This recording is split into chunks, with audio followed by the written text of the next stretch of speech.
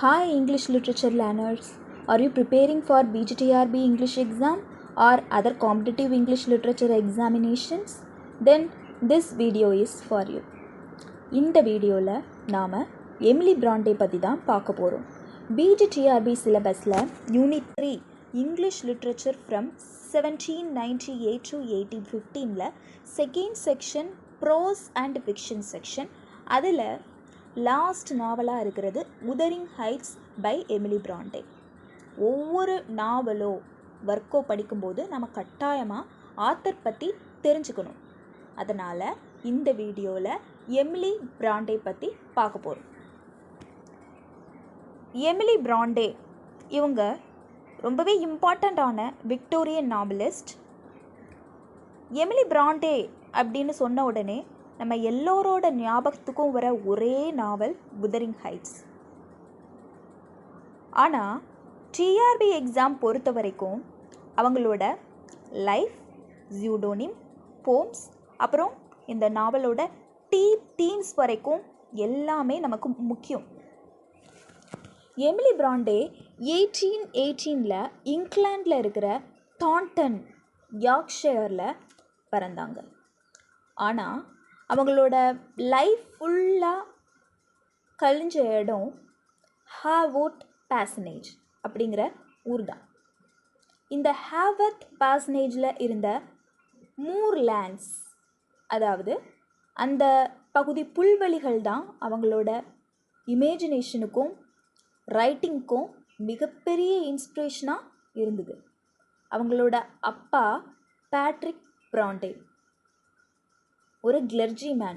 அவங்களோட அம்மா மரியா பிரான்பெல். எமிலி ரொம்ப சின்ன குழந்தையாக இருக்கும்போதே இறந்துட்டாங்க அவங்க அம்மா. எமிலி கூட பிறந்தவங்க மொத்தம் 5 பேர். அதில் எல்டர் சிஸ்டர்ஸான மரியா அண்ட் எலிசபெத் 2 பேரும் சின்ன வயசுலேயே இறந்துட்டாங்க.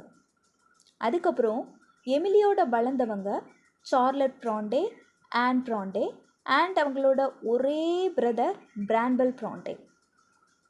இங்கே ஒரு குட்டி இன்ஃபர்மேஷன் இருக்குது, ஞாபகம் வச்சுக்கோங்க. அம்மா வழியோட சர்நேமான பிரான்பெல்லையே பையனுக்கும் பேராக வச்சுருந்தாங்க.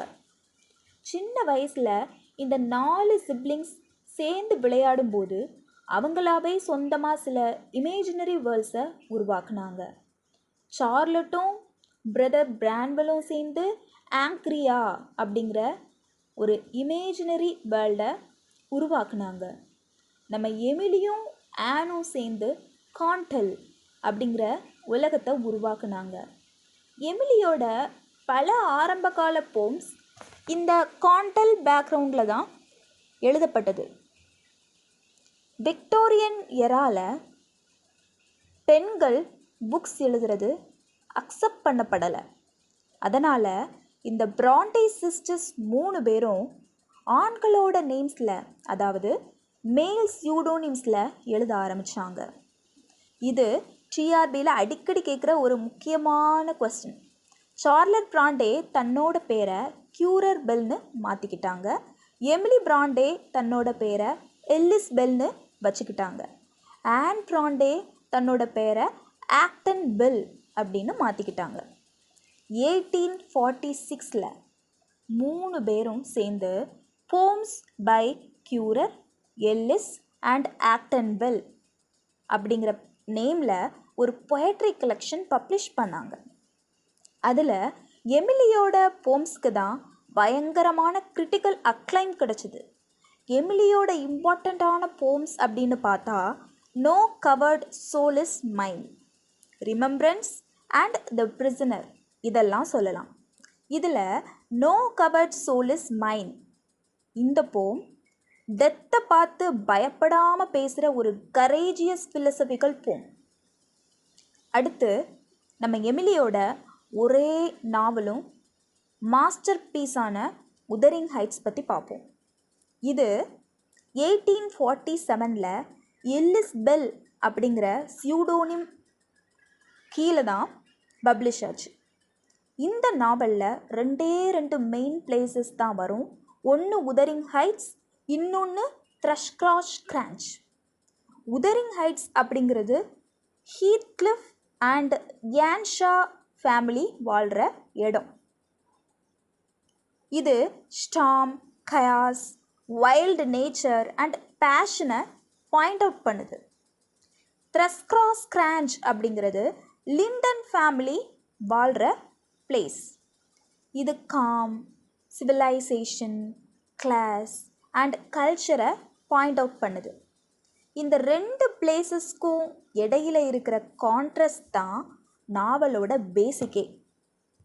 இந்த நாவலில் எமிலி டபுள் நரேட்டிவ் டெக்னிக்கை யூஸ் பண்ணியிருப்பாங்க. 2 நரேட்டர்ஸ் கதையை மூவ் பண்ணுவாங்க. First narrator mister Lockwood. இது ரொம்ப இம்பார்ட்டண்ட், கன்ஃபியூஸ் ஆகக்கூடாது. இவர் ஒரு ஃப்ரேம் நரேட்டர். 2வது உள்ளவங்க நெல்லி டீன், அதாவது எல்லன் டீன். இவங்க தான் அந்த வீட்டோட ஹவுஸ் கீப்பர். லாக்வுட்டுக்கு ஸ்டோரியை முழுசாக சொல்கிறதே இந்த நெல்லி டீன் தான். கதையோட தீம் என்னென்னா, மிஸ்டர் யான்ஷா ஒரு டைம் லிவர்பூல் போகும்போது அங்கே அனாதையாக சுற்றிக்கிட்டு இருந்த ஒரு பையனை வீட்டுக்கு கூட்டிகிட்டு வராரு.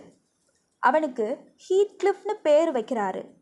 மிஸ்டர் யான்ஷாவோட பொண்ணு கேத்ரின் யான்ஷா கூட ஹீத்கிளிஃப்க்கு ஒரு ஆழமான அன்கண்டிஷனல் லவ் கிரியேட் ஆகுது. ஆனால் கேத்தரின் அவளோட சோஷியல் ஸ்டேட்டஸ்க்காக, பணத்துக்காக எட்கர் லிண்டனை மேரேஜ் பண்ண டிசைட் பண்ணுறா. அப்போது நெல்லிக்கிட்ட கேத்ரின் பேசும்போது it would degrade me to marry Heathcliff அப்படின்னு சொல்லுவாள். ஆனால் அதே நேரத்தில் whatever our souls are made of his and mine are the same அப்படின்னும், ஐம் ஹீத்கிளிஃப் அப்படின்னும் தன்னோட ஆழமான லவ்வை எக்ஸ்ப்ரெஸ் பண்ணுவாள். இதை பாதியிலேயே கேட்டு மனசு உடைஞ்சு போன ஹீத்கிளிஃப் அங்கிருந்து ஓடி போயிடுறான். சில வருடங்கள் கழித்து பெரிய பணக்காரனாக திரும்பி வரான். ஹீத்கிளிஃப் தன்னை ஒதுக்கி வச்ச யான்ஷா அண்ட் லிண்டன் 2 குடும்பத்தையும் பழிவாங்க, அதாவது ரிவெஞ்ச் எடுக்க நினைக்கிறான். அவங்களோட ப்ராப்பர்ட்டிஸ் எல்லாத்தையும் சூழ்ச்சி பண்ணி கைப்பற்றினான். இப்போது டிஆர்பி எக்ஸாம் பெர்ஸ்பெக்டிவில் உதரிங் ஹைட்ஸில் இருந்து என்ன மாதிரியான லிட்ரரி கான்செப்ட்ஸ் கேட்பாங்கன்னு பார்ப்போம். ஹீத்கிளிஃப் ஒரு பர்ஃபெக்ட் பைரானிக் ஹீரோ, அதாவது dark, brooding, passionate and revengeful character. அதே போல் இந்த நாவலில் கேத்தரினோட ஆவி வர்றது, புயல் வீசுகிற மாதிரி வெதர் இருக்கிறதுன்னு நிறைய காதிக் எலமெண்ட்ஸ் இருக்கும். ஃபைனலாக ஹீத்கிளிஃப் இறந்ததுக்கு அப்புறம் நெக்ஸ்ட் ஜென்ரேஷனை சேர்ந்த ஹேட்டன் யான்ஷா அண்ட் யங் கேத்ரின் 2 பேரும் இணையிறப்ப நாவலில் ஒரு ஹார்மனி உருவாகுது. 1848 தன்னோட 30வது வயதிலேயே டியூபர்குலோசிஸ் டிசீஸால் எமிலி பிராண்டே இறந்துட்டாங்க. அவங்களோட டெத்துக்கு பிறகு தான் உதரிங் ஹைட்ஸ் நாவல் இங்கிலீஷ் லிட்ரேச்சரில் ஒரு அன்மேட்சபிள் மாஸ்டர் பீஸாக அங்கீகரிக்கப்பட்டுச்சு. கடைசியாக எக்ஸாம் குயிக் ரீகாலுக்காக சில பாயிண்ட்ஸ் கொடுக்குறேன். எமிலி பிறந்த வருஷம் 1818, இறந்த வருஷம் 1848. அவங்களோட சியூடோனிம் எல்லிஸ் பெல். ஒரே novel Wuthering Heights 1847. Narrators Mr Lockwood and Nelly Dean. ரொம்ப ஃபேமஸான quote I'm Heathcliff. Catherine Earnshaw. இது ரொம்ப important. I hope you will be able to understand this lecture. If you have any questions regarding English literature, feel free to ask in the comment section. I look forward to seeing you in the next video. Until then, stay tuned to this channel to expand your knowledge of English literature. If you like this video, like, share and subscribe. And I have given my Telegram channel link in the description box. If you want notes, you can make use of it.